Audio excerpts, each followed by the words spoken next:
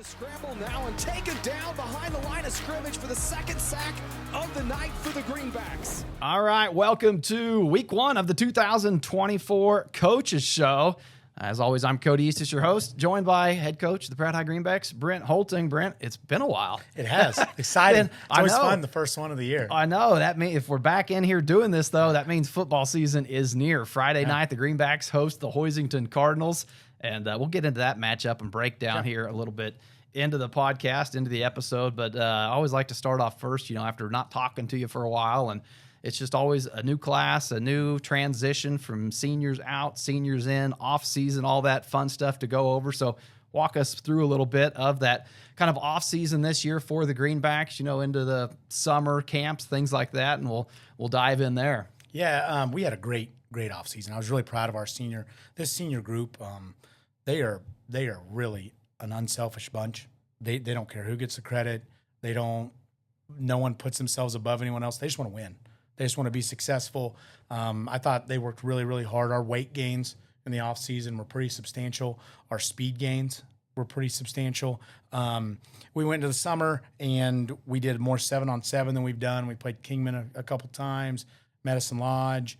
We went to Fort Hays and had a big all-day tournament with a bunch, I think 11, 12 teams in it from all over the state. Are those getting more popular? Just the 7-on-7? Why is that? Is it just they're just easier on a team, easier on bodies? Easy, and they're easy to throw together, and it gives those because you're never going to go full contact in even if it's a padded camp. They blow the whistle pretty quick. So I think they prefer to judge linemen more on game film, but it gives them a chance to see your athletes in space, I think, for those college coaches. So that was good. We got second in that.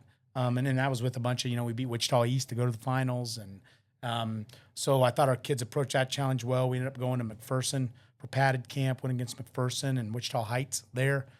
So I feel like our kids, we always try to go embrace bigger schools, challenges, get ourselves ready for the season, of course, and then we had Dodge City in a jamboree last week. Yeah, and speaking of that jamboree, we were just talking about that a little bit before we got rolling, and opened up, played Cimarron at the first part of that jamboree, and then had Dodge City in the second match.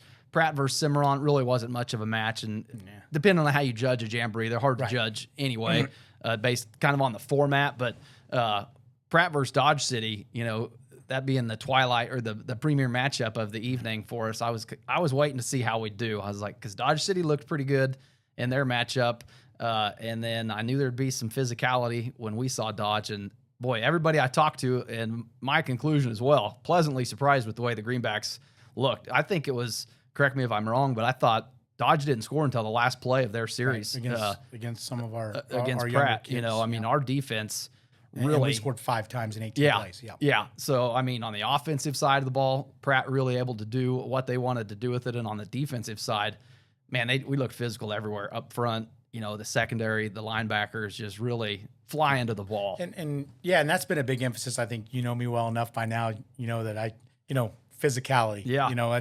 Can't play football without being physical. You can't run our offense without getting downhill and being physical. And that's something that's been a big point of emphasis in practice. And every play, the kids will tell you, I'm on them about it all the time. I was really, really proud of how hard we came out, because you look at Dodge, they had some big dudes and dudes that can move and look the part, and I thought our kids really took it to them. What I was really proud of, though, even more than the result, the score, we always talk about process, was we talked about how unselfish that group was how excited they were for each other. When Caleb had his highlight one-handed interception, that was a heck of a catch, and then Tay running over people, finishing runs, and the line was getting off the ball, moving people 5 yards down the field. That was fun to see, and we talked about it afterwards, how fun is that? When everyone's excited, then it becomes kind of a feeding frenzy. I'm going to get the next hitter, I'm going to make the next play, and everyone's congratulating, playing for each other, and that's when football's fun. And our kids had a lot of fun Friday night in the jamboree, and be a lot more fun, when we open the season this Friday. Yeah, you were talking about that unselfishness that you've noticed in this, not only the senior class, but just this group as a whole. And I had, I think it was Derek Liggett out at your house for that back to school kind of part get together that you had. And he was echoing the same thing. We were just sitting around talking, and he said, I can't believe out of all the classes I've been around, he helps with the summer strength and conditioning with these guys, so he's been around them all summer as well. But he said this class is just different. Like they just, there's no egos. They all get along. They're just wanting to see their buddy do good. He said it's the most selfless class that I've been around since I've been here. And you look at the kids and what they've accomplished. That class both as a team, in baseball and basketball and all the accolades, and then you look at Tay and individual in wrestling, Colin in track, Gavin in track, a bunch of those kids, Arlie, all those kids, what they've done individually, and honestly, those kids just want to win. And it's been really fun. Not that every group's been great and we've had great seniors, but this group's been really unique in that there's no kid who says, I need this or I need that or show me here or do that. This is a group that gets along. They're all close friends and they just like to compete. Yeah, they're all each other's best cheerleader. They're all out there rooting for the other one to do good. Even at the CKL volleyball tournament, in Halstead, it was fun to see a group of the football players travel up there to watch, my daughter and the volleyball team play. They're out supporting everybody in their class doing things. It's neat to see. Yeah, this group, they're Pratt Greenbacks. You know what I mean? It's fun, and I think we promote that all the time. School-wide stuff. I think our school's done a really good job with that culture. Everyone just wants everybody to do well. We want whatever Pratt High's doing, whether it's tennis or golf or volleyball or football, whatever. Like it's about Pratt High and Pratt High being the best school in the CKL, and I think they take a lot of pride in that. Yep, they do.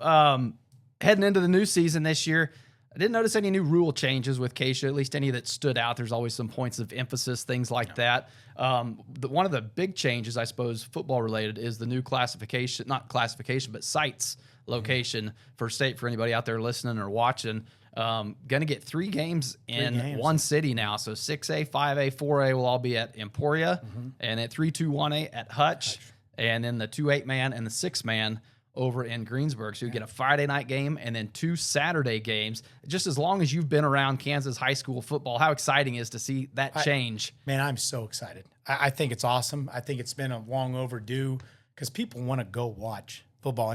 And I've heard common complaints. I know I've been there when, I've been fortunate enough to have some nephews that have won state titles, played for state titles, and you want to go watch all of these games and you want to see that. So to have a bunch of them at one venue, I think it's going to be incredibly exciting for fans. I think for the players, there's going to be more people.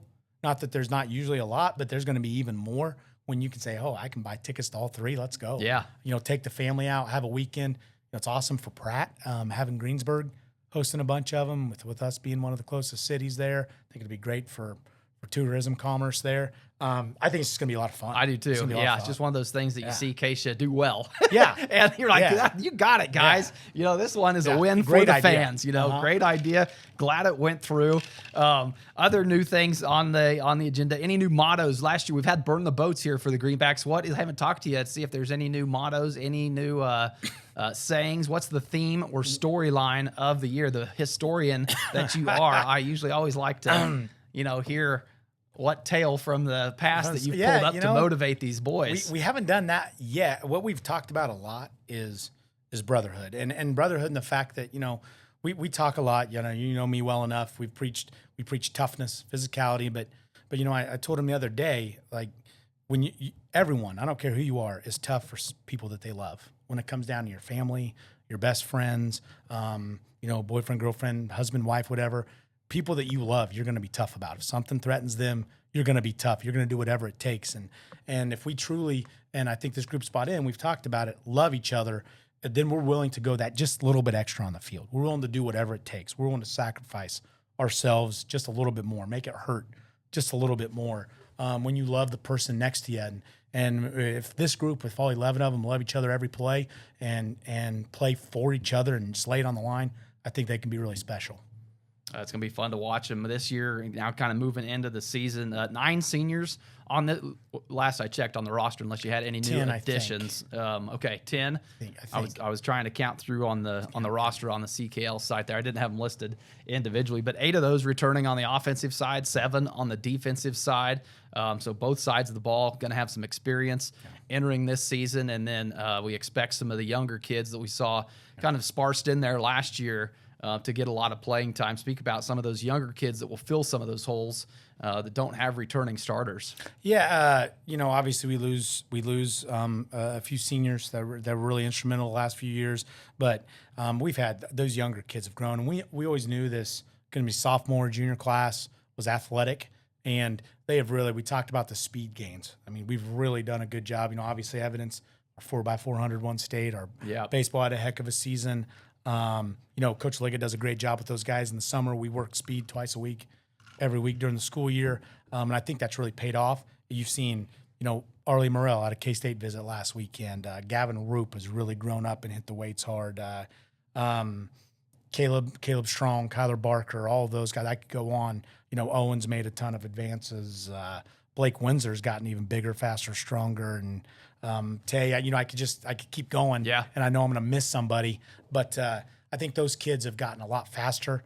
I thought that was noticeable maybe on Friday night, just how much more team speed we have than we've had for quite a while.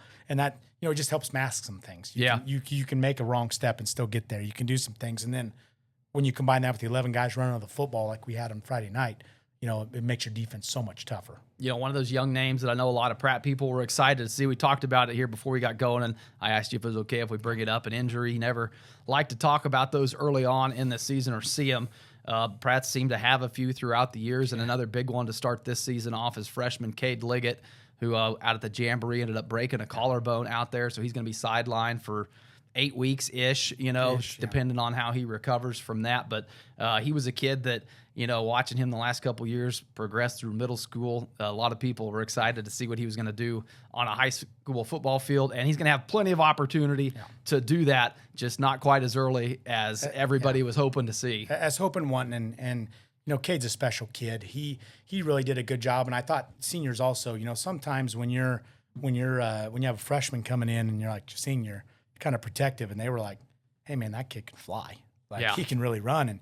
And not only can Cade run, I mean, he's a stud in the weight room. I think he, for a freshman, squatted 365, clean 245, and can't remember all his numbers, but wow, really impressive numbers for a young kid, because he works really, really hard. I mean, that's, Cade came in, he wants to learn, and he's got a good attitude about it. Unfortunately, had a setback, like you said. He's got a lot to look forward to in his career.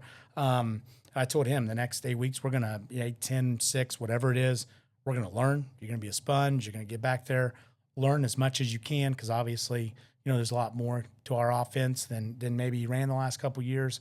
So soak it all in, and then when you get your chance, be ready to go. Yeah, and, you'd like to find examples of somebody you can point to and say, hey man, this, and I was looking, that happened to the Burdick kid in Cheney. He was out his freshman year, and for most of the season had to really kind of coach that season behind Voth at quarterback then, and then step in late that season and then into sophomore, and one of the best players in the state. Absolutely, and that's a great comparison. Him on the sideline his freshman year, I think had a lot of the same expectations that Pratt has for Liggett, and look what he's turned into, but a lot of that probably is from just absorbing that freshman year. So I think like I said, a lot of hope for Liggett, and hope his spirits are well. Yeah. And I know everyone will keep him lifted. So thoughts out to Cade there. Moving on, different cycle and a new cycle in the schedule this year as well. We've been used to the schedule the last 2 years. This year we get a fresh cycle. So some new opponents, a couple one, I don't know that we've ever played Phillipsburg in Pratt's history. Going through that schedule, I was looking through it, and that's an opponent. It's not often that Pratt gets an opponent that they've never had in the history of Pratt High football. But Phillipsburg in week 6, and like you said, at Phillipsburg this year, a long one. But run down that schedule this year. We do open up with Hoisington. It's been Larned in the past couple years, back to Hoisington for that home opener. Then go to Halstead. Then back-to-back home games with Larned, Chaparral. And Chaparral, another one back on the schedule. Haven't seen them since the early 2000s. On the Greenback schedule. Yeah, I remember playing them back in the late 90s, early 2000s. And then Collegiate, going to be a tough one. Boy, that the 3A, the top 5 of it, we're going to face 3 of them most likely. Maybe the top 10 in 3A. I mean, it's 3A West is incredible. The 3A West is tough. And then that road trip to Phillipsburg after that Collegiate matchup.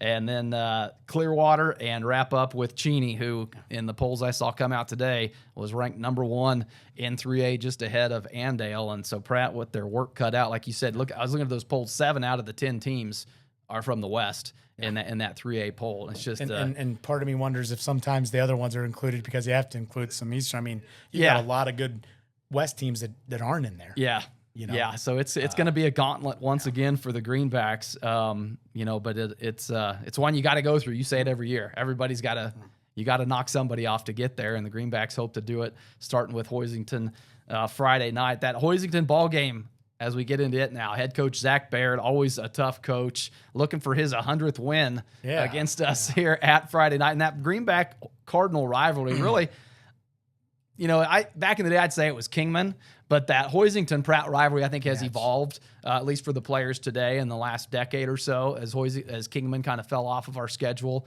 And the Hoisington rivalry I think has probably become the biggest rivalry for the Greenbacks, as far as competition and just frequency, as often as we see them. So how big is it to host them at the home opener here to start the season off and know you're going against a tough physical opponent that almost won the state championship last year? They played in that ball game, lost by 2 scores, but and another great season for Coach Baird. One of those too, if you talk about, remember the weather was so bad last year. Well, when you're a triple option team and you can't get to your pitch phase because the snow is so deep, I thought that really hurt them. I would have liked to have seen that game with good field conditions. With I sun thought they had shining. a really good chance. Yeah, tremendous respect for them. Coach Baird and I, we talk a lot. We talked on the phone for a while last weekend. Nothing but respect for him. And I think it's a fun rivalry because I agree with you. Our kids, it's the one that's decided the last 4 years of CKL title. We won it a couple times. They won it last year. They won it the year before that. And then it's going to be big in the race this year. Because they do things the right way. They get off the ball. They're physical. That's the thing. You know what you're going to get from a Hoisington team. Yeah. When you play them on a football field, you know what you're going to get. You don't know the outcome, but you know what to expect. You know you're going to wake up sore on Saturday morning. Yeah. We talk to our kids about that all the time. Like, you've got to meet or exceed their level of physicality because they will back down to nobody. They don't care who it is, and they're going to play hard. Coach Baird does an exceptional job of getting them to play hard, and they're going to hit you in the mouth. And so I think for me, having that the first game of the year is a lot of fun because right away where are we at. They're ranked second or third in every poll. Yeah.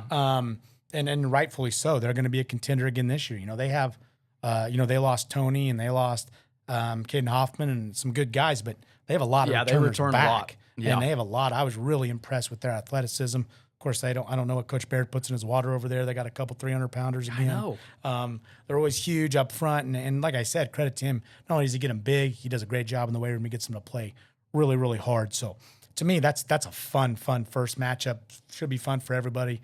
Both squads have expectations, and I think it's gonna be a fun Friday night. I think it's gonna be too. And we wrap things up here. Another big event happening Friday night.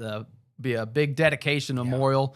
The press box at Zerger Field going to be dedicated to Jason May. It was posted earlier, so I feel like I'm okay in saying that. Anybody who didn't see it on Facebook, though, going to be a dedication to Mr. May of that press box. So get out there for that. Should be a pretty special event. Just wanted to make sure that I touched on that. Really cool deal. And very deserved. Yeah. So should be a neat moment. So get down there, if anything, just for that, but to see the game as well. I believe that's going to be at halftime of that matchup. But looking forward to it, man. Like we said to start the show, it's that time of the year. Right. The weather looks like it's going to be beautiful. Awesome. You can't beat that for an August football game and Friday night under the lights at Zerger to open things up. Nothing better. All right, Coach. Appreciate you sitting down with us. Good luck Friday night. We'll talk next week. Thank you. All right.